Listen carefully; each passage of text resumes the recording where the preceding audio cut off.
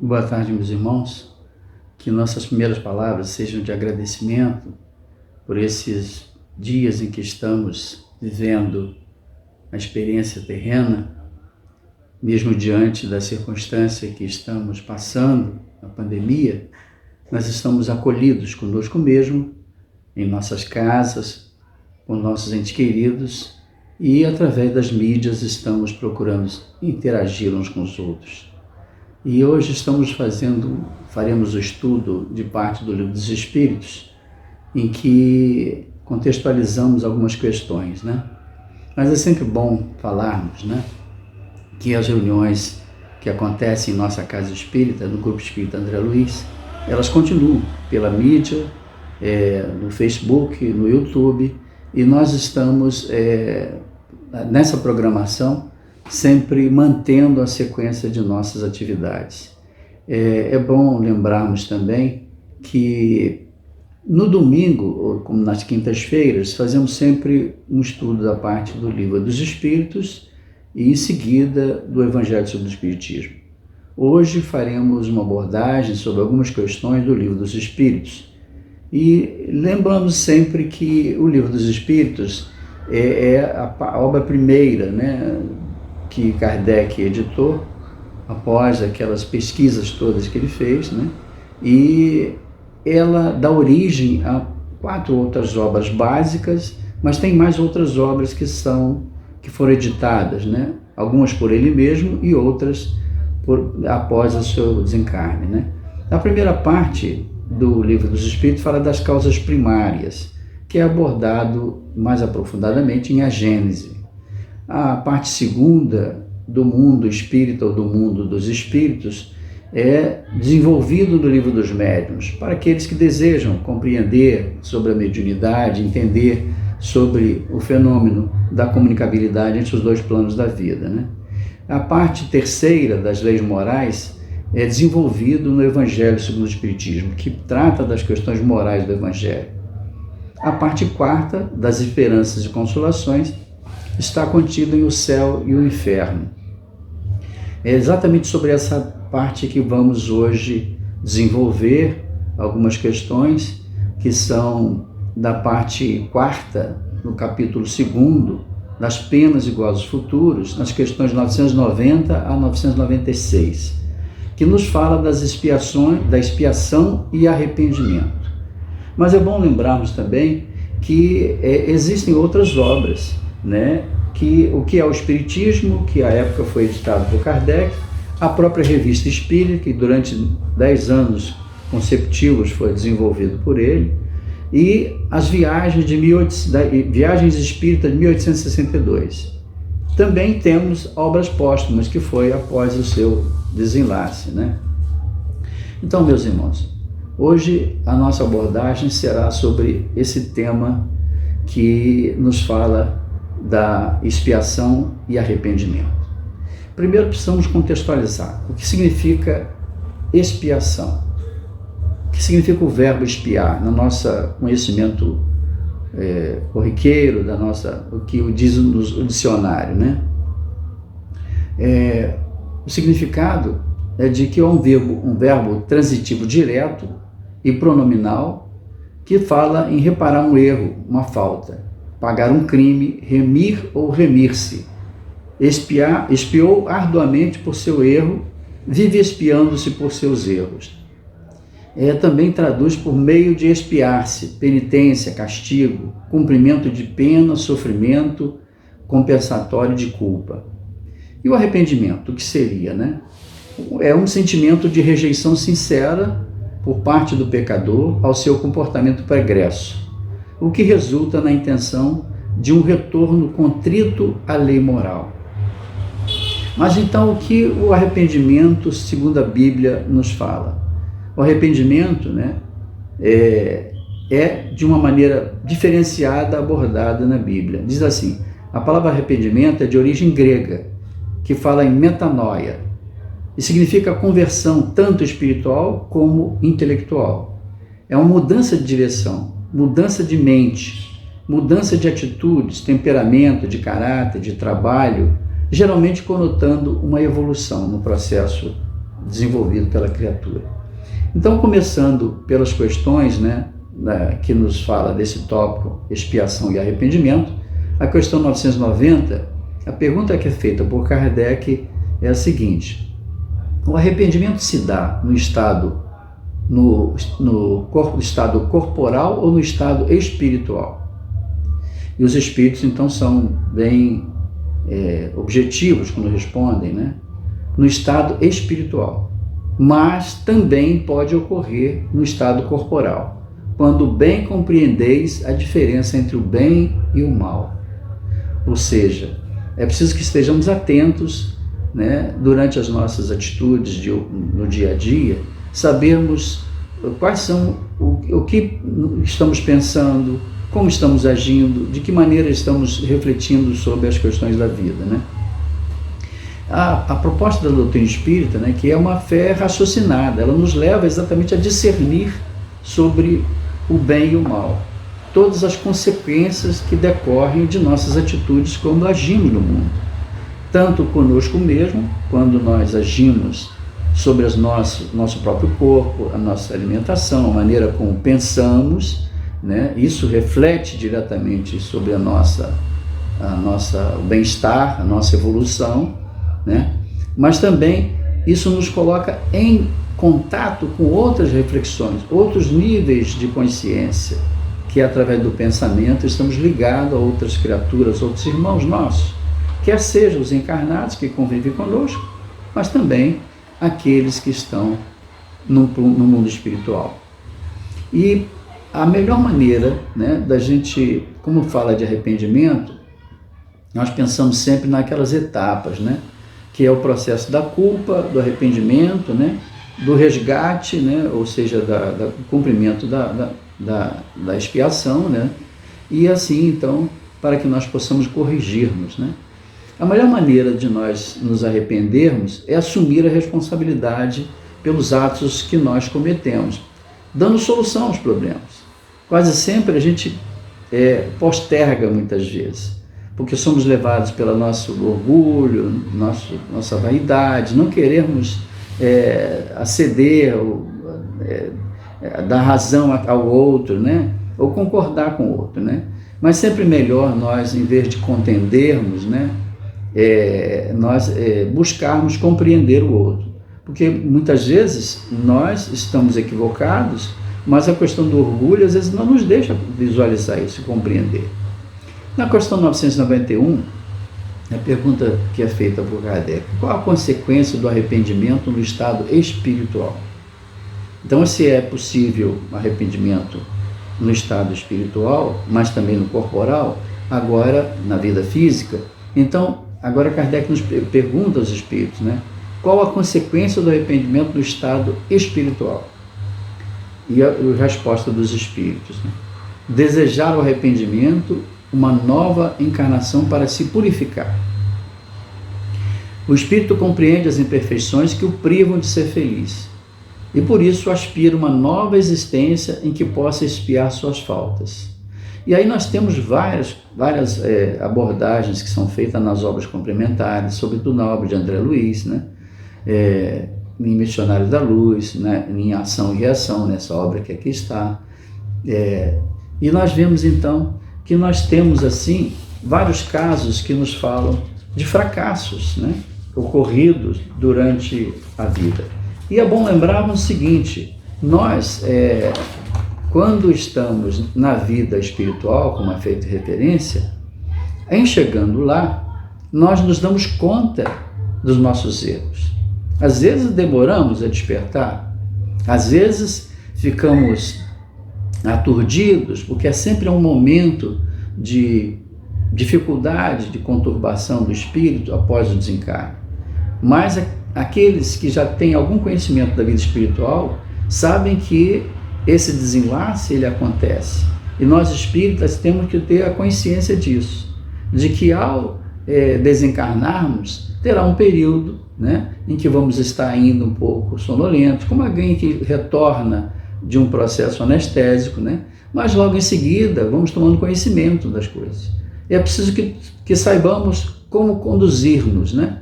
E aí tudo dependerá do que tivermos feito na vida física. Nossa condição na vida espiritual é um resultado de todas as nossas conquistas, de todas as nossas ações durante a nossa existência física e das existências pretéritas. Então, nós seremos exatamente o resultado de tudo isso que fizermos. E temos vários casos que são abordados no livro Os Mensageiros, né? Que o André Luiz, nessa obra complementar, que André Luiz aborda o fracasso de vários médiuns, várias pessoas que retornam à vida espiritual e que, em chegando lá, dão conta dos seus erros, das suas dificuldades, daquilo que fizeram, dos equívocos cometidos. Muitos são os médiuns que se programaram na vida espiritual para dar prosseguimento ao trabalho na vida física. E quando chegamos aqui, às vezes, nos deixamos levar pelos sofismas, pelos interesses, pelas atrações que o mundo nos traz, né? E então, na questão 992, a pergunta que é feita aos espíritos: que consequência produz o arrependimento no estado corporal? Agora é no estado corporal. Antes, na vida espiritual, quando lá estamos, quando retornamos à vida espiritual, né? E depende desse arrependimento, depende da tomada de consciência para que possamos assim recomeçar a nossa vida. E no estado corporal, nos diz os espíritos, fazer que já nessa vida atual o espírito progrida, se tiver tempo de reparar suas faltas. Olha que é interessante, né? Fazer que já na vida atual o espírito progrida, se tiver tempo de reparar suas faltas. Então, todos nós viemos aqui para exatamente nos aprimorarmos, né? Porque a lei é de progresso, não é de punição. Deus não nos pune, Deus nos oferece oportunidades através do nosso livre-arbítrio para que possamos fazer escolhas, né? E essas escolhas vão resultar em nosso aprendizado, nosso aperfeiçoamento, nosso aprimoramento, né? Ou então em ficarmos estacionados e sofremos as consequências de nossas atitudes, né? E aí nós lembramos, né, de trazer uma proposta de Jesus, uma reflexão de Jesus, né, que é registrado no Evangelho de Mateus, capítulo 5, versículo 25 a 26. Diz assim: reconcilia-te sem demora com os teus adversários, enquanto estás a caminho com ele, para que não suceda que ele te entregue ao juiz e que o juiz te entregue ao seu ministro e sejas mandado para a cadeia. Em verdade te digo que não sairás de lá enquanto não pagares o último ceitil. O que significa isso? Né? Na verdade, isso é uma metáfora, obviamente, né? Em que fala para nós, em que se nós não nos dermos conta de repararmos nossos erros durante a nossa existência física, nós vamos chegar na vida espiritual e vamos tomar consciência dos nossos erros e vamos pedir para retornar à vida física. E muitas vezes as reencarnações são dolorosas, exatamente são de expiação, de provas mesmo, mas muito mais às vezes de expiação para ressarcirmos os débitos contraídos. Por isso a prisão aí nesse sentido é exatamente o mergulho no corpo físico, né? O juiz da consciência, né? E o mergulho no corpo físico é uma forma de nos aprisionar, porque com o espírito nós muitas vezes estamos libertos. O espírito atua onde quer, né? Obviamente dependendo da sua condição evolutiva, né? Mas mergulhado na esfera carnal, nós estamos prisioneiros dos sentidos físicos, né? E é nesse sentido. E mais ainda, diz assim: quando a consciência o exproba e lhe mostra uma imperfeição, o homem pode sempre melhorar-se. Quer dizer, nós estamos aqui sempre com as leis de Deus inscritas em nossa consciência. E nós podemos, diante das circunstâncias, parar sempre para refletir, né? Tem aquela recomendação, né, que é feita, e Chico Xavier nos fala do copo d'água, né? De que uma recomendação também dos espíritos, né, para que nós reflitamos alguns segundos para não falarmos, para não verbalizarmos muitas vezes as coisas que estão incontidas em sofrimento em nosso coração, em nossa mente. Na questão 993, nos diz assim, a pergunta: não há homens que só têm o instinto do mal e são inacessíveis ao arrependimento? Ora, falamos há pouco a respeito da lei de progresso, né? E aí os espíritos são muito enfáticos, diz assim: já te disse que todo espírito tem que progredir incessantemente. Aquele que nesta vida só tem o instinto do mal, terá noutra o do bem. E é para isso que renasce muitas vezes, pois preciso é que todos progridam e atinjam a meta. Então a lei de progresso, ela é inexorável. Ela vai, obviamente, sempre nos convidar aos testemunhos, aos desafios que a vida vai nos trazer, para que nós possamos, diante desses desafios, nos testarmos. Vamos testar nossa paciência, nossa inteligência, né, nossa determinação e vontade para superar as dificuldades. Né? A diferença está somente em que uns gastam mais tempo do que outros, porque assim o querem. Né? Então aquele que só tem o instinto do bem já se purificou, visto que talvez já tenha tido todo o mal em existência anterior. Então, quase sempre quando o arrependimento chega, né, nós então nos damos conta dos erros cometidos e buscamos assim reparar os erros. Mas é sempre preferível, né, e que nós façamos isso enquanto estamos aqui encarnados, com a recomendação de Jesus, da reconciliação, do perdão incessante. Né? Todos nós estamos submetidos, né, a essa lei inexorável, que é de amor, né, de justiça e caridade, que é a lei de progresso. E aquele que se compraz, né, com o mal, todo o trabalho está por fazer no espírito, na evolução. Aquele que pensa no mal, mas ainda não executa, porque reflete, né, esse está a caminho do progresso. Mas aquele que nem pensa no mal, já realizou o trabalho, já desenvolveu esses potenciais. Na questão 994, a pergunta de Kardec faz aos espíritos: o homem perverso, que não reconheceu suas faltas durante a vida, sempre as reconhece depois da morte? Então, o arrependimento, quando está na vida espiritual, e o arrependimento na vida física. Agora, a pergunta é para aqueles que já estão na vida espiritual, né, depois da morte. E os espíritos são enfáticos, diz assim: sempre as reconhece, e então mais sofre, porque sente em si todo o mal que praticou, ou que foi voluntariamente causa.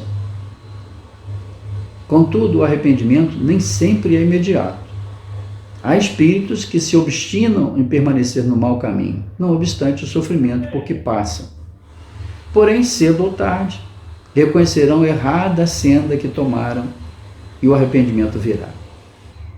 E aí nós vemos então que, para esclarecê-los, complementa ainda a resposta: trabalham os bons espíritos e também vós podeis trabalhar. E aí nós lembramos, né?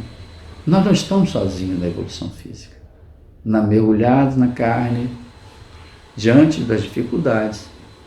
Nós temos sempre junto a nós nosso anjo guardião, espíritos protetores, espíritos amigos, que nos influenciam, nos incentivam. É claro que vai depender de nós acolhermos as boas influências, né?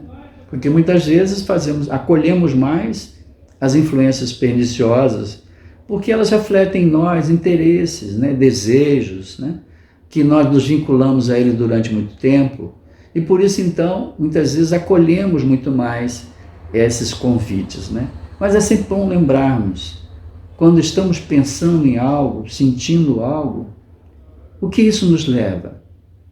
Onde eu estou? O que eu estou pensando? Para onde está indo a minha mente?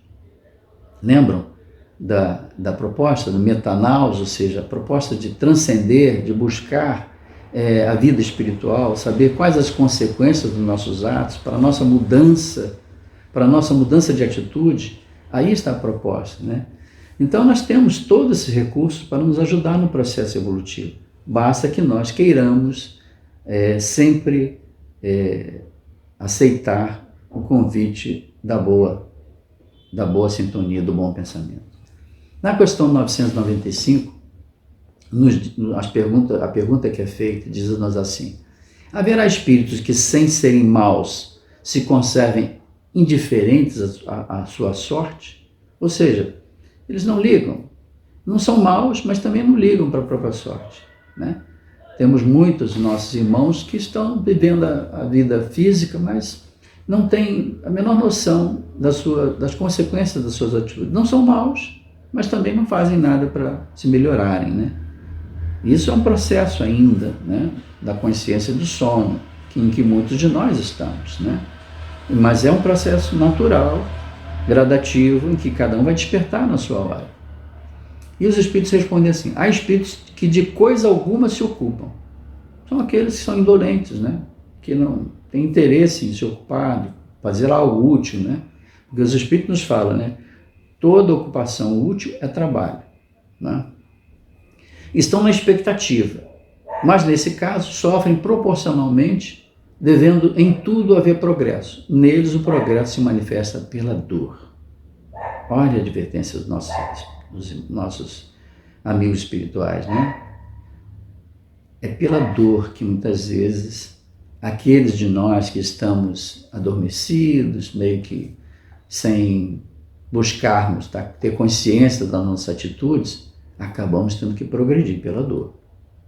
Tem aquele ditado, né, em que nós podemos progredir pelo amor ou pela dor. O livre-arbítrio nos faz optar por uma ou por outra. É muito melhor nós progredirmos pelo amor, né? O amor no sentido mais amplo, que a gente deve entender, né? No sentido da fraternidade, da compreensão, da tolerância, né? do bem-querer, da bondade para que tenhamos uns para com os outros. Isso aqui é verdadeiramente uma forma de nos conduzirmos, né? Por que nos agastarmos uns com os outros? Cada um tem as suas dificuldades, tem as suas dores, né? Tem os seus momentos difíceis, e nós devemos compreender. É um processo natural de cada um. A gente não pode fazer pelo outro, mas pode não piorar a situação do outro na medida em que nós nos contemos, buscando nos colocar de maneira urbana, amorosa e fraterna. Tem uma subpergunta aqui que é feita, então, diz assim: não desejam esses espíritos abreviar seu sofrimento? Ou seja, eles não têm um desejo de abreviar o sofrimento, já que permanecem nessa condição, não são maus, mas também não fazem o bem, né? E são indiferentes à sua própria sorte. Eles não desejam abreviar os sofrimentos, né? E aí os espíritos respondem, né? Também sempre de maneira muito assertiva: desejam-no sem dúvida, mas falta-lhes energia bastante para quererem o que os pode aliviar. Tem aquela história da pessoa que está na posição de conforto e não quer se movimentar, não quer se mobilizar para fazer alguma coisa, né? Para ajudar o outro, para fazer alguma coisa em benefício do outro ou de si mesmo, né? E os espíritos continuam: quantos indivíduos se contam entre vós que preferem morrer de miséria a trabalhar? Olha, meus irmãos, é uma referência dolorosa que nós sabemos, né?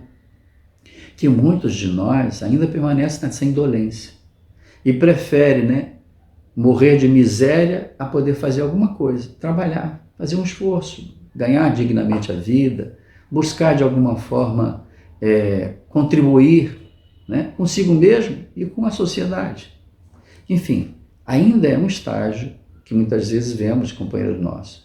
Sempre que possível, devemos buscar estimulá-los, ajudá-los, mas dependerá de cada um esse movimento, esse esforço próprio. Na questão 996, né, Kardec faz a seguinte pergunta: pois que os espíritos veem o mal que lhes resulta de suas imperfeições, como se explica que haja os que agravam suas situações e prolongam o estado de inferioridade em que se encontram, fazendo o mal como espíritos, afastando do bom caminho os homens? Existem, né, meu? Nós sabemos. Na verdade, nem todo mundo, nem todo espírito é intrinsecamente mal, porque o mal em si, ele não existe no sentido da providência divina. O mal é a ignorância do bem.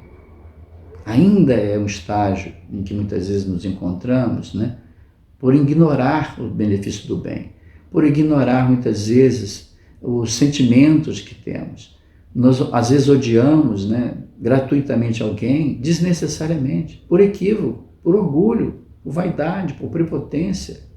E passamos um tempo enorme alimentando esse sentimento que vai cada vez mais nos trazer sofrimento e dor. E muitas vezes partimos para a vida espiritual, como é colocado aqui, né?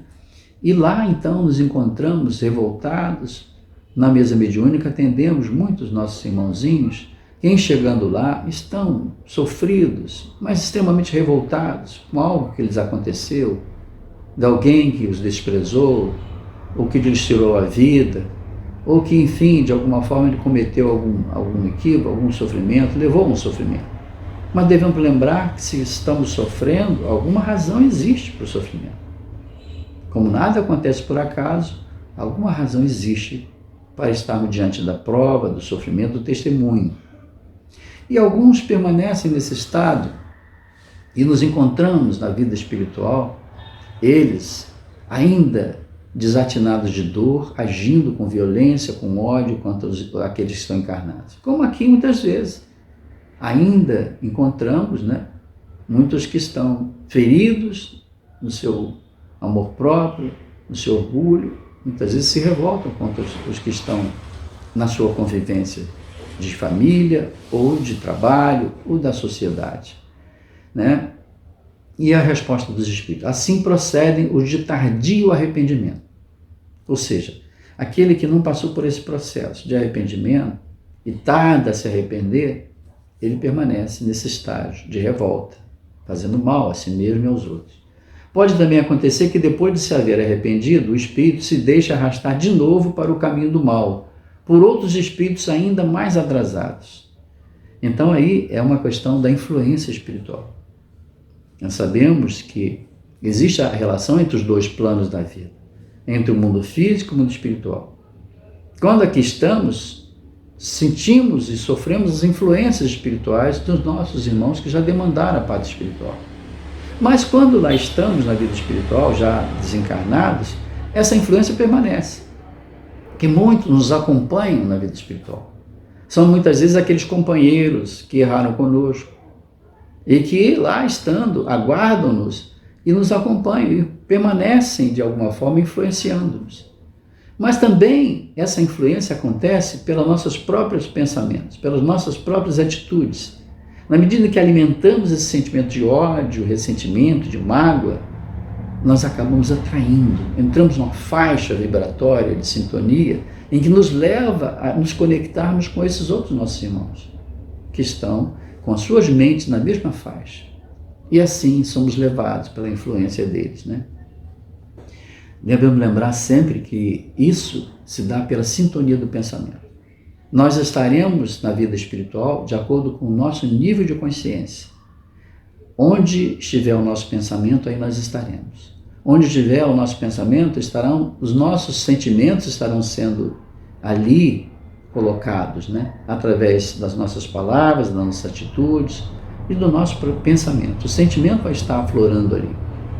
Muitas vezes não verbalizamos o ódio, o ressentimento, mas ele está em nós. Ele está sendo gerado por nós e está gerando vibrações que acabam entrando na faixa e na sintonia de todos aqueles que assim permanecem, né? Então, lembramos assim que os dois maiores impedimentos para o nosso processo evolutivo, libertador, são as duas chagas maiores da humanidade, né? São o orgulho, né? E a vaidade, o egoísmo, né? Que nos faz exatamente ficar preso a essas dificuldades.